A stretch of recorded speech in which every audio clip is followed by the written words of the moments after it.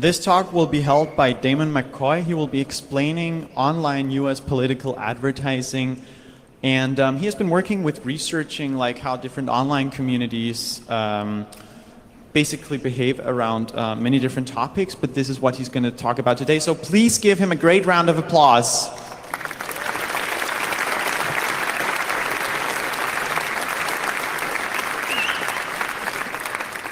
Thank you everyone for coming.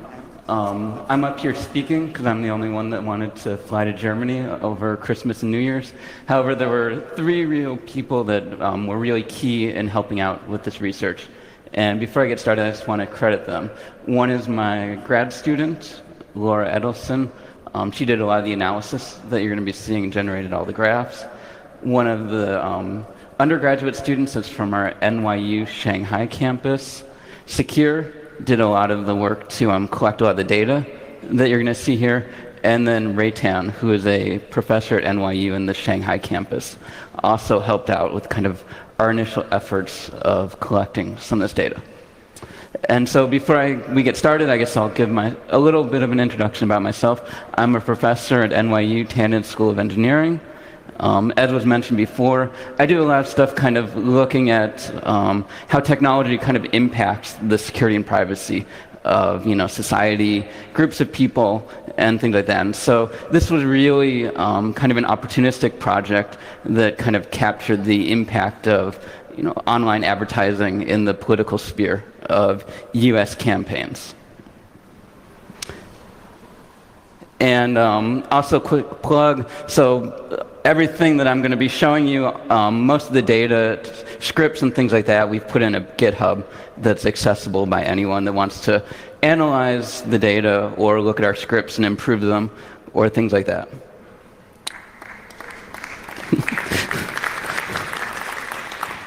Thank you. This is the first time that I've given this talk outside of the US, so let me just start with some quick explanation as to how US elections work for those of you that might not know about this. So every 2 years in the US we hold federal elections. These are elections, right, that impact all of the states within the US. And so every 4 years we have an election for president. 2018 were our last elections. This was not a presidential election year, so the elections were for the Senate and the House seats at the federal level. And then we also had elections for state and local positions as well within here. And some of those are captured in our data, especially our Facebook data, not so much in our Twitter and Google ad transparency data that we have here. So this will be focused, this talk, on the 2008 elections that happened on November 7th. Election day is always the first Tuesday in November in the US every 2 years. So to begin with in the background, right, probably some of you know about this, some of you might not know about this, but in the 2016 elections, which were a presidential election year, there was, right, this election interference that happened here. And so Facebook has released these ads. These ads were paid for by a Russian company, the Internet Research Agency that ran these ads. And Facebook released these to the Senate, and then the Senate re-released these publicly to people. And so this is an ad basically trying to disenfranchise people from voting in the elections. And you can see, right, it's targeted at people in the US of a certain age range and interests like Martin Luther King, African American culture, African American civil rights. Facebook doesn't actually allow you to directly target to people based on their ethnicity. So this is a pretty good proxy, though, if you target these kinds of interests for this. So this would probably be fairly effective at targeting African American people within the US for this ad to try and disenfranchise them from voting in the elections. There were other ads, right, that tried to do misinformation, disinformation kinds of campaigns. So this was an ad that was again paid for by this Russian agency that was trying to perpetuate this rumor, basically unsubstantiated rumor, that Bill Clinton has this illegitimate child within here. And again, right, the targeting information is targeted at African Americans within the US. And African Americans are kind of a key voting bloc for kind of more liberal democratic people within the US oftentimes. That's probably the other thing that I should have explained about the U.S. election system, especially at the federal level, is that we effectively have two parties that are, win any meaningful amount of elections within the U.S. And one of them is the Democratic Party that tends to skew more liberal, so they're more kind of for bigger government, more social services, and then we have the Republicans, which skew kind of more conservative, wanting kind of a smaller government, providing less services and kind of less regulation around things as well. And so, these are two examples, but there were a whole bunch of these ads that were shown on Facebook within here. So, pretty much all of these either tried to disenfranchise people or tried to kind of create chaos, kind of polarize people around the election, oftentimes with kind of disinformation sorts of things. And so in 2017, our Office of the Directorate of National Intelligence put out a report. Sorry for the big blocks of text. This will be the only big blocks of text in here. But I thought it was kind of important to show this because, they pretty much unequivocally state that, Russia tried to interfere in the U.S. elections, and that, Vladimir Putin was somehow involved within this interference. And so this is pretty much, as far as the national security agencies, the CIA, NSA, pretty much, solid evidence that they have that this occurred within here. And so the other thing that broke was, the Cambridge Analytica scandal as well broke within Facebook, where there was this third-party advertising agency that collected, a whole bunch of data on 80 million profiles within Facebook, and then tried to create psychological profiles for targeting and messaging and things like that around here. And so these two particular scandals broke within here. And the first result of this is we have Mark Zuckerberg in a suit, a real suit, not a hoodie suit, testifying in front of our Senate within here. And so he testified before House and Senate committees about the abuses occurring within Facebook. And he did this on April 10th and 11th, 2018 within here. And so this is in here, he did admit that Facebook had made mistakes and that they need to improve things moving forward within their platform. The most tangible outcome from these testimonies were these transparency archives that began to appear. And here's a view of what Facebook's ad transparency archive looks at. When it originally deployed, you needed a Facebook account to interact with it. Now that Facebook has dropped that requirement, so anyone with internet access, unless you're censored somehow, can go to this archive and access these ads. So the user-facing portal for these ad transparency archives, you type in keywords, and then it basically does a pattern matching on the ad text and other parts of the ad, and then returns the ads that match that within here. And so then you can see all the political ads that match that particular term within here. Facebook began archiving these ads kind of at a large scale starting on May 7th, 2018.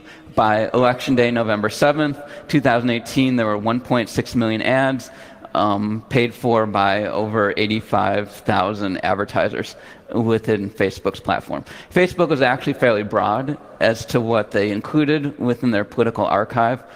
They included any ads related to U.S. elections, either federal, state, or local elections. They also included these very important kind of issue ads. As we saw when we looked at the Russian interference, a lot of times the ads didn't mention actual political candidates, they just mentioned kind of polarizing issues within the U.S. So Facebook also included these ads of political and national importance. They had a list of, I think, about 13 different criteria, the last of them being values. And so it was a fairly encompassing set of ads that they tried to include within their archive.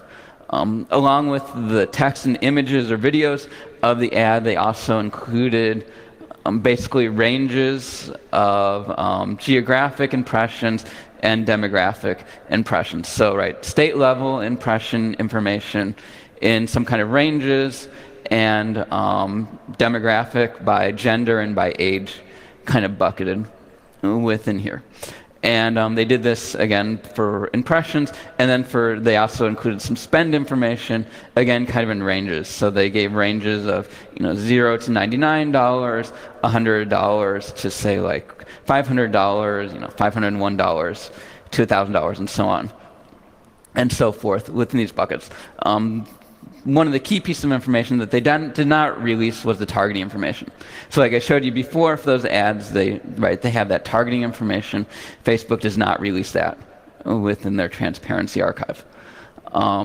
They have this, they had that user portal where you could do the keyword search from within there. However, I like to do large-scale data analysis, and so I wanted to basically try and collect all of the ads within this web portal. And so initially all they had was this keyword search portal within here. And so what we did is we compiled kind of a large list of what we thought were a reasonable set of keywords, names of prominent politicians, names of states, issues within here. So we tried to compile this long list of keyword searches, and we began scraping their portal within here. And I'll tell you the story of how our scraping efforts went. Now, currently, they also offer a API. It's still keyword-based, their API, and it's restricted by an NDA. So I'll kind of flesh out the story of how this goes. So at the beginning, they released this kind of towards the end of May, the user archive. And I played with it, and I realized that this didn't lend itself well to kind of large-scale analysis of these ads. And so I went to my students, Sakur and Laura, and Sakur worked kind of furiously night and day, and within 3 days he had a workable scraper that was able to put in our keywords, and then we were able to scrape all the results from our keyword within here. And so we ran the scraper for about 2 months, and then we released a report, just kind of a very general statistical report, and we released the data in our GitHub archive at that. After that, about 2 weeks later, Facebook began anti-scraping measures within here. And so, this kind of hampered our efforts to scrape Facebook's archive at this point. I don't want to attribute any malice. I don't believe that Facebook was targeting just our scraping efforts. They were targeting everyone's scraping efforts of the transparency, whether it's wrong or right to block people from collecting data. On a transparency archive, I might kind of quibble with them on that and say they might want to provide better access to the data within their transparency archive. But this was the choice that Facebook made to kind of clamp down on the scraping within here. So we tried to fight with them a little bit to kind of a cat and mouse game. We make some changes to our scraper to avoid their anti-scraping. They, do some things on their end to block our scraper and probably other people's scrapers that are doing similar things to us as well within here. And so this persisted for probably about 2 weeks, and then Facebook basically deployed their API within here. However, as I said, their API is very limited and still in beta at this point. So these were part of the terms and conditions from here. One of the ones that I found kind of the most onerous is that it limited it only to US people. So we could essentially only very closely work with US people within here, and it limited the types of people that we could work with in here. And so, unfortunately, this kind of ruled us out from working closely with journalists from really good news organizations like The Guardian and stuff like that just happen to have the misfortune of being located somewhere outside of the US within here. It may be the good fortune, yes. And then the list of restrictions continue. They also placed a data retention on it, so we could only retain the data for 1 year. Again, placing a data retention, so Facebook's data retention on their archive is 7 years within here, but they're placing a 1-year data retention on the data that we collect from their NDA. I'd like to say that we right? I got this NDA, and I lit it on fire, I tore it up, and we continued to scrape their archive within a year. No, unfortunately, right, it was a hard call to make, but right, there's basically two students, and we basically had to make a call whether we wanted the data to analyze or whether we wanted to spend all of our time kind of fighting with Facebook's anti-scraping efforts. And so in the end, I did in fact agree to their NDA within a year. So the initial data that we scraped, we release. We're still scraping a small amount of data that we do release as well from here. But unfortunately, at this point, any of the data that we collected from the NDA, we cannot release within here. If anyone does want to fight with Facebook and resurrect the crawlers within here, I would be more than happy for that to happen within here. Unfortunately, given our engineering constraints, it just simply wasn't feasible for us to do that within here. And so the story is a little bit different with Google. So Google's archive, they began archiving ads on May 31st, 2018. By election day, they had 45,000 ads from 600 advertisers. Their criteria for introducing advertising was much more narrow than Facebook's. So they only released ads related to US federal candidates and federal office holders within here. So it's a much more limited set of data that Google released within here, none of the issue ads that Facebook released. They didn't release any of the geographic or demographic data by impression. They did release ranges of impressions and ranges of spend data, and they did release some limited targeting data from here. So they released geographic and demographic targeting information, which Facebook hadn't released in their ads. And their data is available through a similar keyword-based portal, but they also make it available through just a database, if you want to, within here. So this is what their portal looks like within here, and this is their big table, their big query database that they released from here. And so they update it every week within here, and you can download it and analyze the data relatively easily within here. So the last one to kind of implement their archive was Twitter.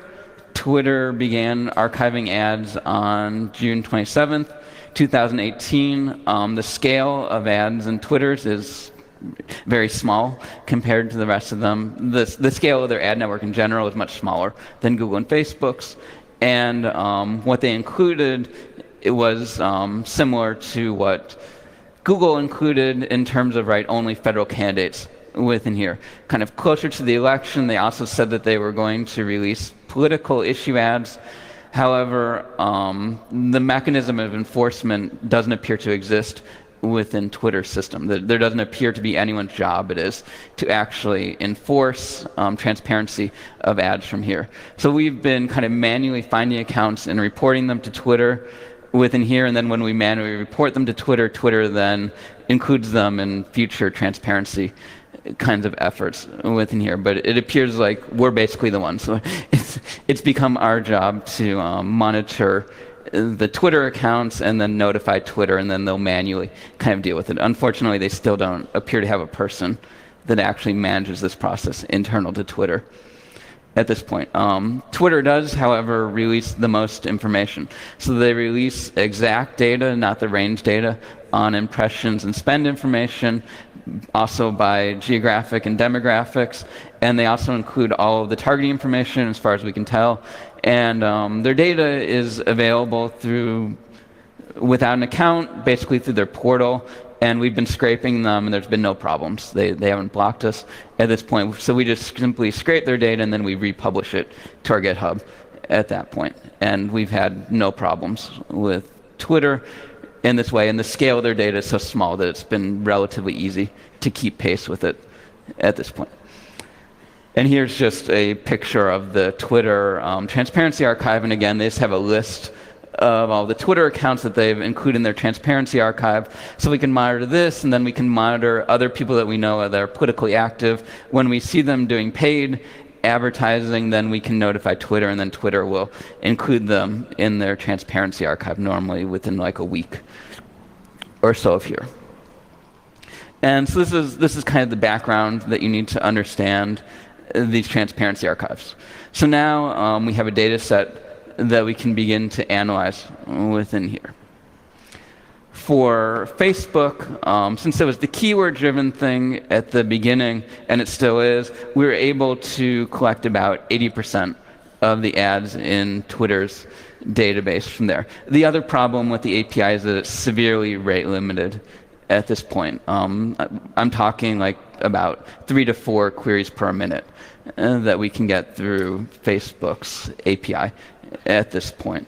And so we kind of did our best effort to collect as much data as we could from Facebook. About 2 weeks before the election, Facebook began releasing a transparency archive that included basically an aggregated list of all the advertisers and how many ads they have and how much spent.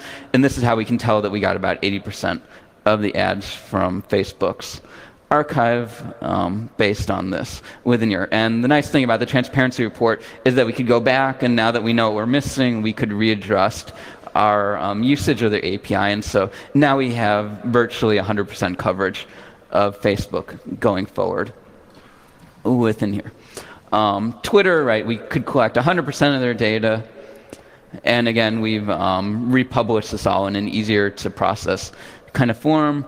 Google, again, right, we have 100% of their ads because they're all in the BigQuery database. However, when we started analyzing the data, we noticed that for a lot of the ads, we're missing the actual content, the images and text of the ad.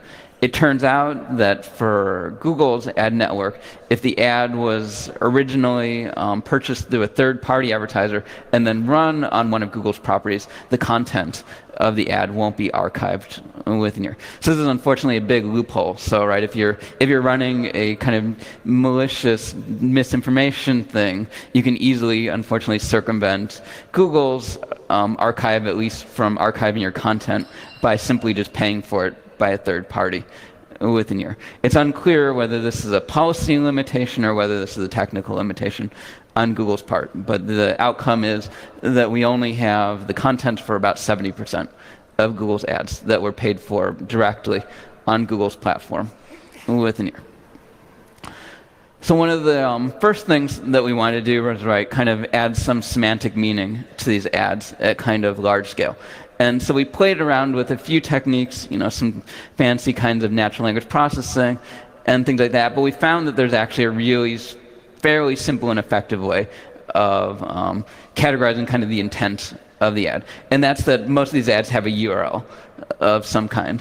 And a lot of these URLs just point back to third-party services. Like if you're holding some kind of event, you're going to coordinate it with Everbright or something like that. If you're seeking donations, if you're a Democrat, you're going to use this third-party payment processor called ActBlue. If you're a Republican, there's 2 or 3 payment processors that you're going to use for this. So we could simply just look at these really prominent URLs that occur a lot of times and just kind of manually tag what is the purpose for this.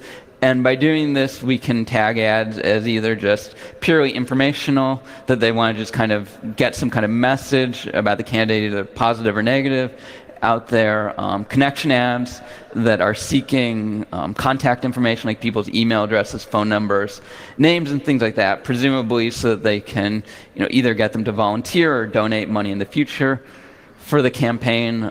There's move ads that are either trying to get people to vote or to attend some kind of rally or to volunteer or something like that. And then there's donation ads. And then finally, there's kind of commercial ads. These are things either that are selling products that are kind of directly political in nature, like a bobblehead of some candidate, or they might be solar panels, which have tax credits in the U.S. and things like that. So there's some kind of commercial good that's linked somehow to some political messaging within here. So we used this method, and we were able to categorize about 70% of the ads. We took a random sample of them, we manually checked what we were doing, and we found it was pretty accurate, about 96% accuracy we got using this method. The other thing that we did is for the top advertisers, so for Facebook, the top 75% of the advertisers, for Google, the top 80% of the advertisers, in terms of the money spent by the advertiser, we went in and we manually categorized what was this type of organization. Was it a political candidate?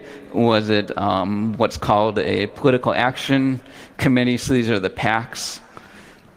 Within the US, was it a union? Was it a for-profit operation? Was it a non-profit operation? So on and so forth. And so we wrote like some regular expressions that got us most of the way there. Most of them have fairly uniform naming conventions. And for the ones that we couldn't kind of automatically classify, we just did it manually within here. And then since Twitter had so few advertisers, we just did these all manually within here. Now, right, we can start to do some analysis. So the first analysis that we did, the easiest analysis, was we looked at the size of the ads. And so, right, the thing that pops out is that, right, the majority of ads on all the platforms are between $0 and $100. So these are what are normally called like the micro-targeted ads that are typically seen by less than 1,000 people within here. So these are very, short-lived, narrowly targeted ads that are, kind of honing in on a specific demographic within here. So these micro-targeted ads within here. And it appears, right, that the majority of ads, especially on Facebook's platform, 82% of them, are of this micro-targeted kind of ilk within here. So this kind of confirms the reporting that people had of this kind of trend of micro-targeting within political advertising. The other thing, right, based on our categorization, we can look at how the different platforms were used from within here. The problem with these numbers is, right, is that there was different inclusion criteria within each of these databases. And then, right, finally, we can kind of look at the different types of advertisers on these kinds of platforms. And again, it's hard to read too much into these numbers because, again, right, Facebook included much more of the commercial stuff. So we're going to see a lot more of the commercial stuff within here. And the final analysis of the entire data set that we did was looking at, right, kind of basically the ramp up to the election. We cut this off in late October. This analysis was done for a paper. So the due date of the paper was ironically November 6th within here. So we cut it off a few weeks later, and we haven't regenerated the content since then. The one thing that you can see is at the top there is that green spike. That's kind of the move ads. So, right, closer into the election, the campaigns were kind of doing sophisticated, get out the vote kinds of ads within here. So there were really sophisticated kind of micro-targeted ads that get out the vote, where like it was almost kind of spooky, where like they knew, where the person lived that they were targeting, and so they gave them like directions on how to get, from where they live to their nearest polling place within here. So there were these really sophisticated kind of get out the vote efforts that were being run online within here towards the end of the campaign. To kind of give you more of a kind of apples to apples comparison of these different ad platforms, we also did some analysis kind of narrowing each of the different advertiser types to the ones that were made transparent by all three platforms, which were the federal candidates only. And so this can give you some idea of kind of scale of these things.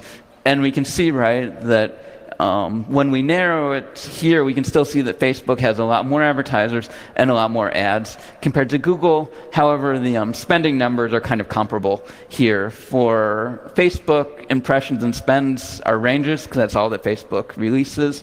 For Google, the impression data is ranges. However, we can get an exact spend data because Google basically released a weekly report of exact spend numbers aggregated by the different advertisers within here. So we can use that to get an exact number of the spend. And again, right, Twitter's numbers are much smaller in terms of everything within here.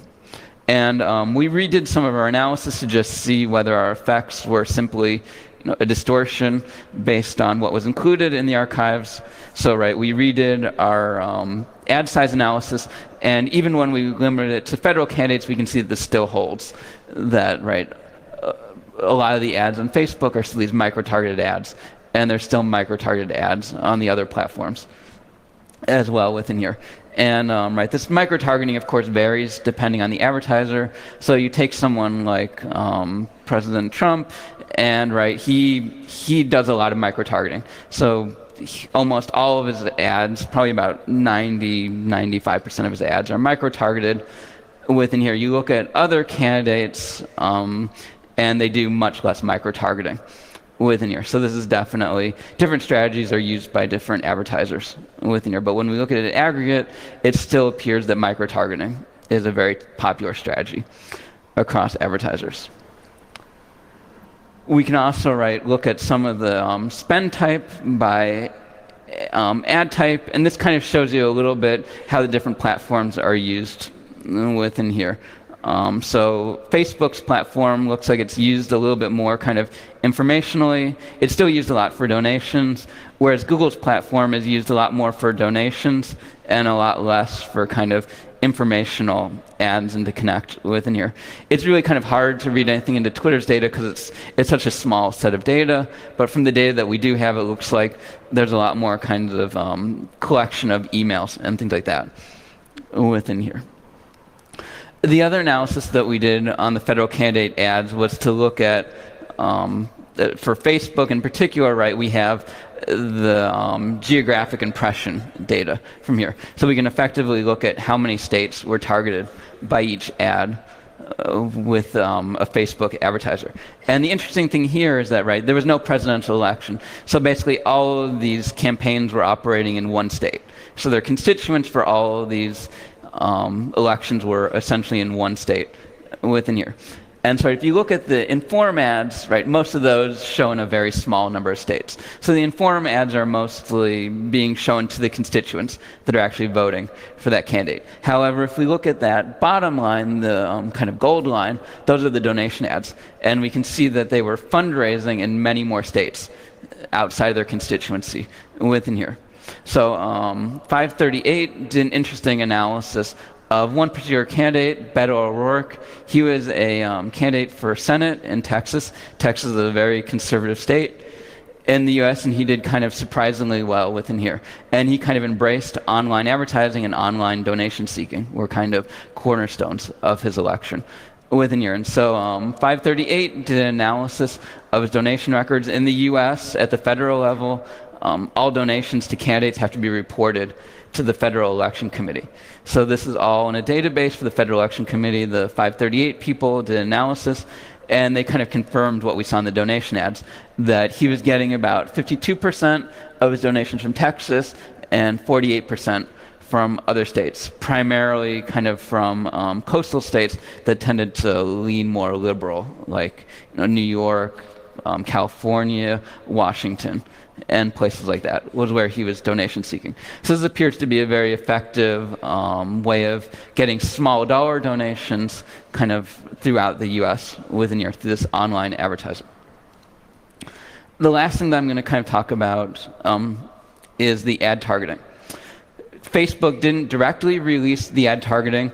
However, we were lucky enough, and ProPublica made a browser plugin that people could install in their browser.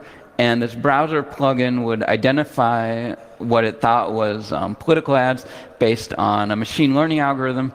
And for the political ads, it would upload these to their server along with the targeting information. So for those of you with a Facebook account, if you're seeing ads, you can actually click on that ad kind of in the upper corner of the ad, and you can see why is this ad targeting me within here. And Facebook will tell you a little bit, not all, of why you were targeted for this particular ad. They'll essentially show you the two broadest categories of why you were targeted for this particular ad through this feature that they've added to their platform. And this is actually kind of interesting. This is something that if you're a user of Facebook, I highly recommend that you do, because I started doing it, and it was kind of eye-opening as to the level of targeting that was being done in terms of advertising. So that's kind of one thing that we've definitely learned from this is, right, that when you're seeing an ad, oftentimes there's a very specific reason as to why you're seeing that particular ad within here.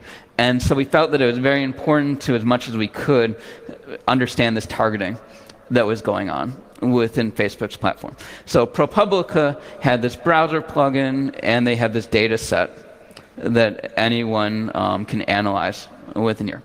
So if you do have Facebook and you're located within the US, I would highly recommend that you install this plugin because it helps us to kind of understand the political advertising in terms of the targeting within here. So we took ProPublica's data set and we effectively joined it with Facebook's ad transparency archive within here. This required us to scrape Facebook's ad archive because we needed the ad ID, and this is something that they don't expose through their API currently within here. However, they do expose it through their user portal within here. So we scraped their user portal to join these specific ads that were in the ProPublica dataset to the archive dataset within here. And we were able to join about 75% of the ads from here. There were a lot of ads that were collected by the ProPublica dataset that just simply weren't archived by Facebook's transparency archive. It misses things within here. It's imperfect as to how it does things. And so this would be another interesting analysis to do to understand what is Facebook missing in their ad transparency archive. And this ProPublica dataset can allow you to somewhat do this, although through bias of who installs the ProPublica plugin in the first place. So we joined these two datasets, again, with the caveat that the ProPublica dataset is, it's obviously biased by the set of people that installed it, which are probably not going to be a normal representative set of Facebook users within here. But unfortunately, it's the best thing that we have in terms of a dataset that releases the targeting information within here. And so we collapsed this into three different categorizations of targeting within here. I'll just quickly explain Facebook's ad targeting platform for people that don't know about it. So one way to target ads is through interest or segments, age segments, gender segments, or interests like I showed you before within here. So this is one way to target ads within Facebook's platform. Another way to target ads is through uploading lists of information. So you can upload lists of people's phone numbers, people's email addresses, or their names, and then when you upload this list, Facebook will find those profiles within their database, so they'll basically join those emails with the emails that were entered by the user's accounts, and then they'll target these people. So they'll create what they call an audience of these people through this personally identifiable information, and then they'll target them through this method. The final kind of major form of targeting that Facebook offers is through what they call these lookalike audiences. So this is where you can upload PII information like email addresses, phone numbers, names. Facebook will link them to their accounts, and then they'll look at kind of the interests and things like that of these users, and then they'll find you other users, not these users, but other users that have a similar kind of profile to these users within here. So these are these lookalike audiences that Facebook offers within their platform. And so we categorized it by this, and again by advertiser type within here. And so the thing that stands out is that the for-profit companies are doing a lot of targeting based on interests and segments. So they probably don't know who their people that they want to message to are, and so they're doing it mostly by interest and segment. Whereas when you look at the PACs and the political candidates, they have lists. So they have a lot of lists of people's email addresses, phone numbers, names, of things like this, and they're plugging these into Facebook's system, and this is how they're targeting a lot of people within here, is through these lists.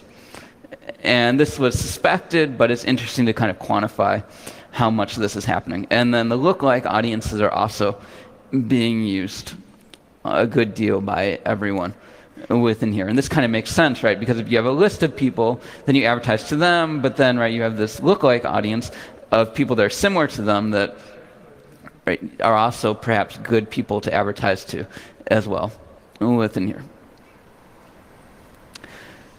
The other thing we can do, is break this down by the intent of the ad here. And this shows the difference even more starkly of the difference in behavior between the commercial people and the non-commercial people. So the commercial people are targeting mostly based on interest Whereas, right, the other people that are, say, looking to connect with people, they're the ones that are using the most lookalike audiences. And this makes perfect sense because, right, the connection ads are there to get people's email addresses, phone numbers, names, and things like that. So when you use the lookalike audiences, then you can, right, generate more lists of people that will convert for whatever you want. And then you can retarget them with, right, the direct list targeted ads later on. So this all makes pretty good sense when you look at how this is behaving from here. But again, it's interesting to, right, kind of make this transparent for people to understand how targeting is happening within the US political advertising sphere within here. So these were pretty much the two major analyses that we did in terms of targeting within here. The final part, and the part that kind of makes the juiciest of stories, is kind of the more dubious advertisers that are advertising within these platforms in terms of political advertising. So we kind of call these more politely kind of new types of advertising within here. The first type is one that you'd pretty much expect. So this is this corporate astroturfing kind of stuff that's going on within here. We see these ads for Citizens for Tobacco Rights, and I pretty much expected that you look up this group and it's probably going to be some quasi nonprofit that's supported by some industry money from the tobacco lobbyists or something like that. So that's pretty much what I expected to see when I saw these ads.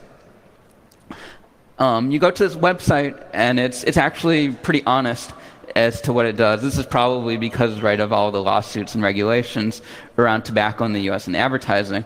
But the website clearly states, that it's operated by Philip Morris, the tobacco company within here.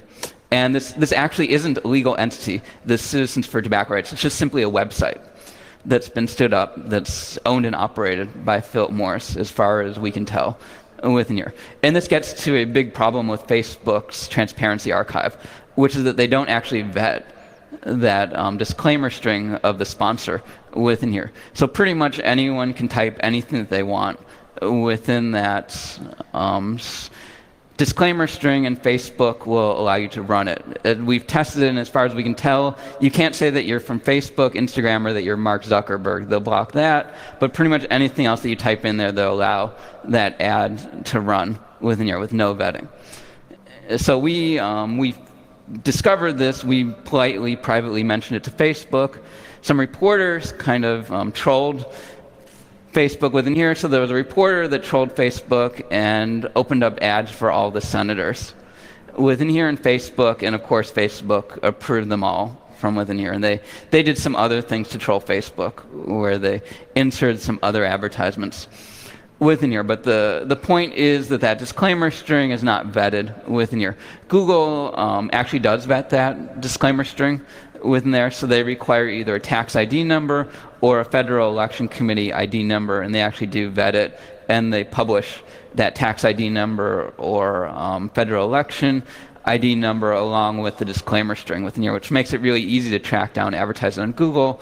On Facebook, because they can basically type in whatever they want, in the disclaimer string it makes it much more difficult to actually link these advertisers, and sometimes just outright impossible if the disclaimer string is made up or just too mutilated in some way or form within here.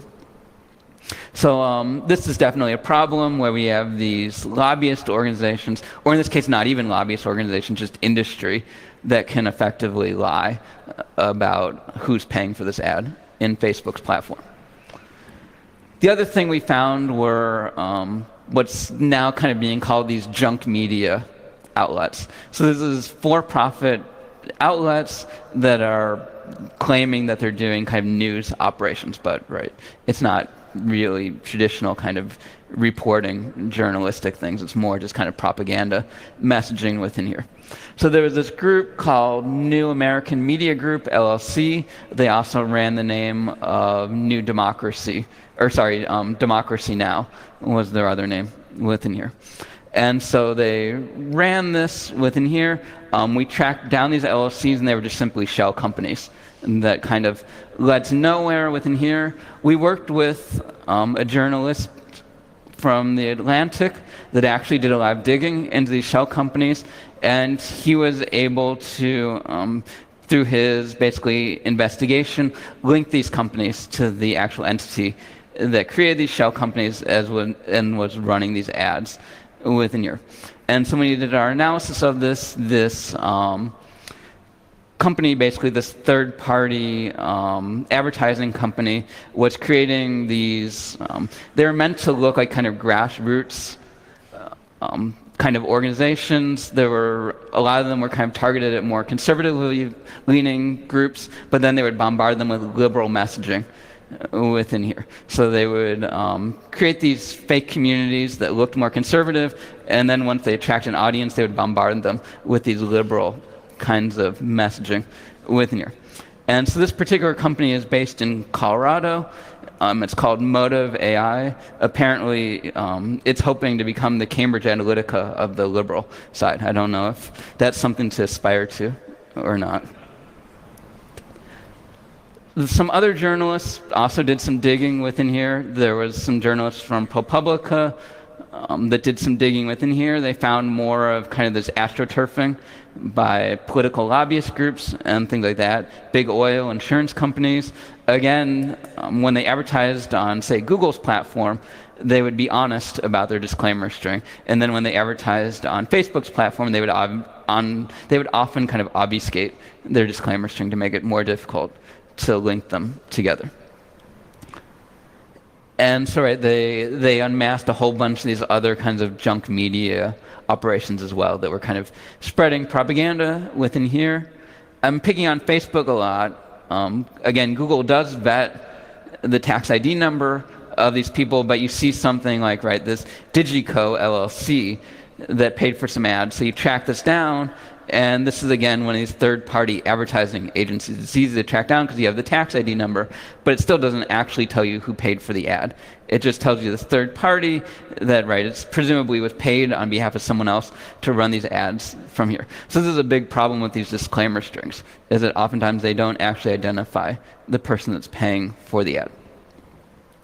So to kind of wrap this up, within here, after our kind of experiences looking at these transparency archives, I would say that they're fairly adequate to understand good actors. So we could fairly well understand how good political advertisers were behaving in Facebook's platform. However, for the bad advertisers, we probably missed a lot of them because they could just simply type in lots of different disclaimer strings and easily avoid our analysis at this point. None of these current archives have it just right yet. All of them have issues, Facebook isn't providing good access to their data. They're not releasing targeting information. Google is missing 30% of the content because of third parties using their advertising system. They're not releasing spend and impression information based on demographics within there. Twitter just simply hasn't hired someone to enforce the policy of transparency well within here. And unfortunately, our experience throughout this process has been that these companies are oftentimes reactive instead of proactive within here, which means that we have to continuously put pressure on them in order for them to kind of improve these archives within here. So this is unfortunately kind of the state that we're in within here. And I'm sure one thing that I really want to give a shout out is there's people at these companies that are actually trying to build these transparency archives. And I want to give them a lot of credit for taking on this task that's probably not well rewarded within their companies of building these transparency archives within here. And so my hope is that by applying pressure, we can get them more support to kind of get more resources and be able to make more transparent within their companies as well. Because I hope that this puts us in better shape to understand the 2018 elections, but 2020 is another presidential election, and my hope is that we'll continually improve these archives so that we'll be in a much better position to understand both the good and the bad advertisers by 2020 within here. However, this is going to take probably regulatory pressure, legal pressure, pressure by technologists, and things like this to improve these archives at this point. So with that, again, I have my collaborators that aren't here on the stage, but they definitely did a lot of the heavy lifting to make this happen within here. And again, All of our tools and most of our data, except for the Facebook data that's under NDA, is available through our GitHub there. And so with that, I will open it up to questions.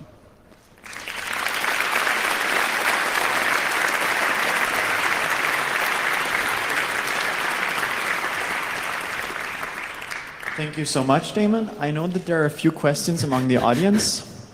So, microphone 6, please.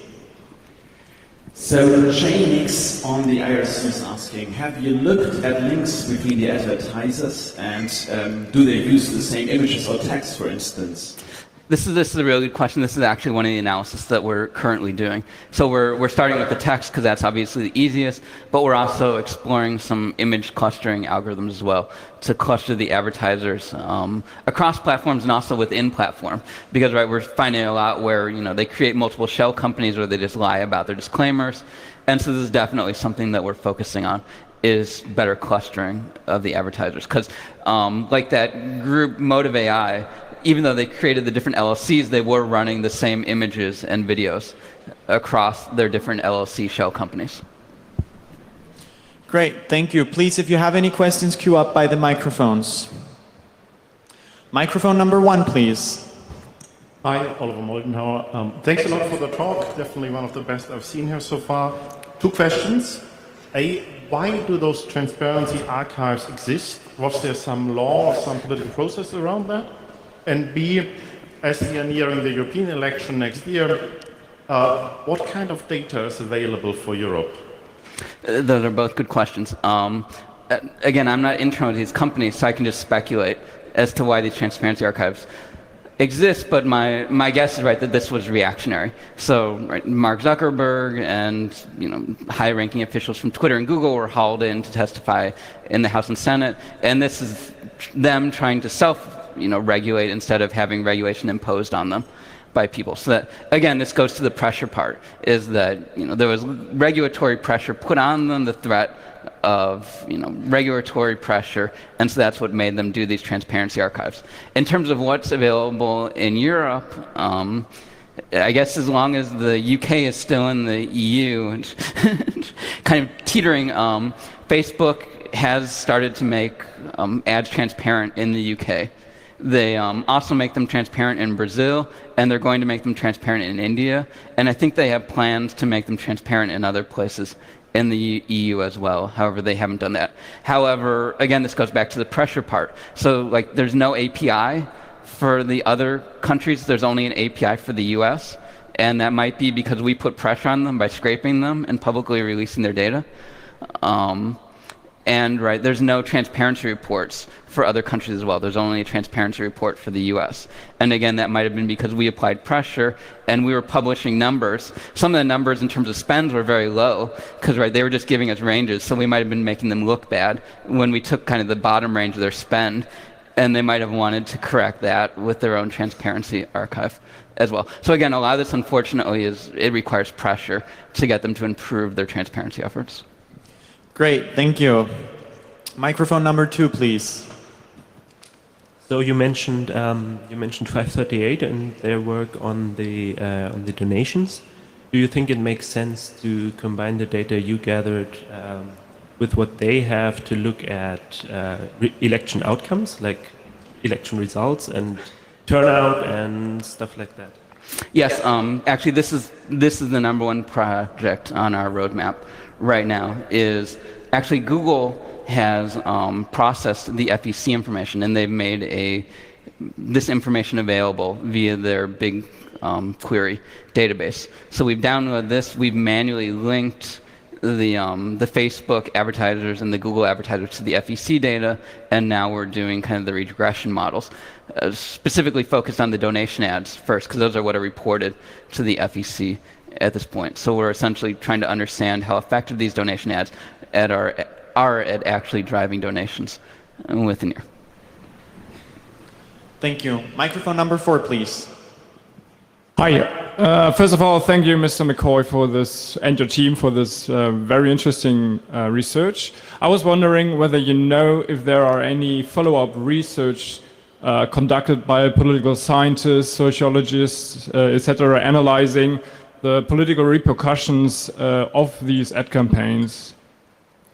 Yeah, so we're aware of a few efforts. I don't want to out the teams that are doing them in case they don't want to be outed. There's nothing that's been published publicly, I believe, on this, but we're definitely trying to, that's one of the main goals of kind of our overarching online political advertising transparency thing, is to try and get as much data as we can in the hands of less technical people in an easy way for them to analyze. And so this is basically the primary goal of our project in here. So we've been working as hard as we can to get political scientists up to speed on the data.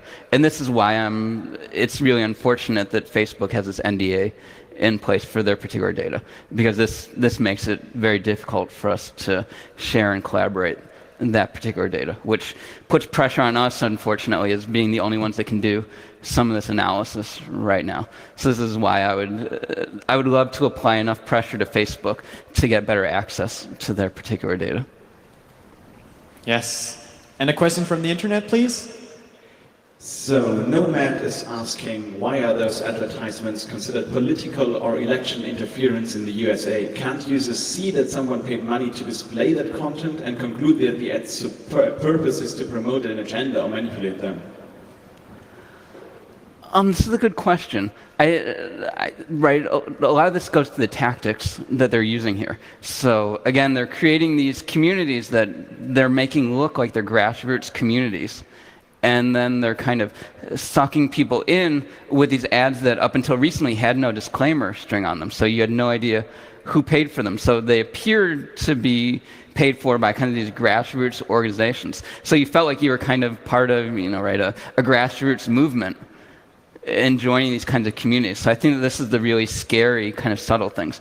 And you might not have realized why you were being targeted for these particular ads or who was behind these particular ads. So I think it was really easy for people to kind of get unwittingly kind of duped into joining what looked like these grassroots campaigns. So that's why I think improving these disclaimer strings and showing who's really behind these communities and these advertisements is really important to dispel this notion of these fake grassroots communities that are luring people in within here. So I think that's one of the big things that can be gained by these transparency archives, but it requires improvement of the transparency archives to do that. Thank you. Microphone number 3, please.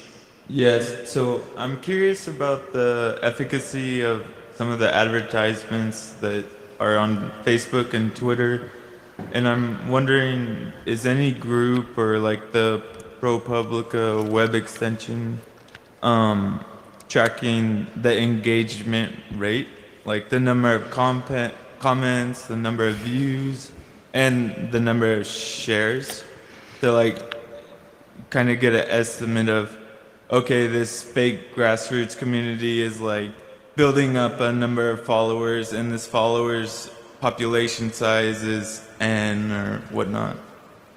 Yeah, this is again a really good question.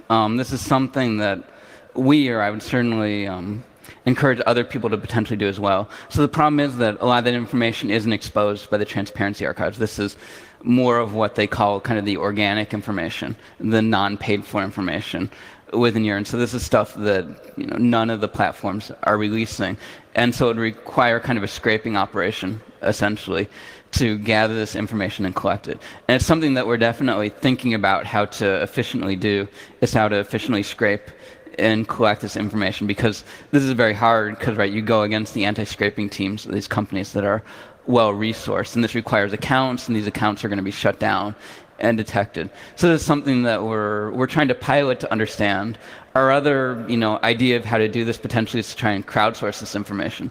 So similar to how ProPublica crowdsourced it for the browser extension information, we could potentially crowdsource it where when people interact with these communities or these ads, the plugin could potentially crowdsource that information back to us, and then we would have to figure out some strategy to sanitize that information in some way, because at that point you might have some sensitive information that you're collecting. So this is something that we're thinking about. We're cautious, I think, rightly so, because this can start stepping on, again, more sensitive information that's available from within here. But I think it's definitely key to understanding the effectiveness of these ads. So it's something that we're going to have to do, or we're going to have to convince Facebook somehow to do on our behalf in order to really understand the effectiveness of these ads. Thank you. Last question for microphone number 1. All right. At the beginning of your talk, you explained how Russia influenced the elections. I'm curious about the attribution.